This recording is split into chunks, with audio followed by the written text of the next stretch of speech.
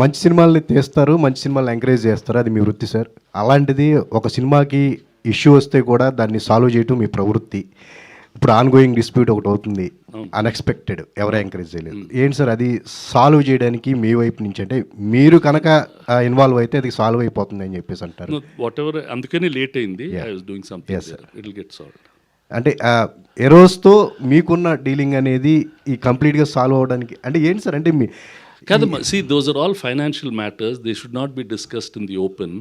C అన్ఫార్చునేట్గా the business part is going too much to the street. ప్రతి ఒక్కడు ఈ ప్రాబ్లం అంట, ఇంత డబ్బులు అంట, అవన్నీ ఎందుకు? Audience has to watch a film, that's it. Why are we going into those details? అది ఫైనాన్షియల్ ఇష్యూస్ ఉంటాయి, ఇంతకు ముందు కూడా మా ల్యాబులు ఉన్నప్పుడు ఉండేవి, వీటికి కూడా ఉంటాయి. If you plan it earlier it will get sorted out, it will get sorted out. అంటే ఈ రోజుకి అది సాల్వ్ అయ్యి అవుతుందా అని చెప్పి we wish it get sorted. Okay, right sir. అదే అఖండ 2 గురించి అడుగుతున్నాను.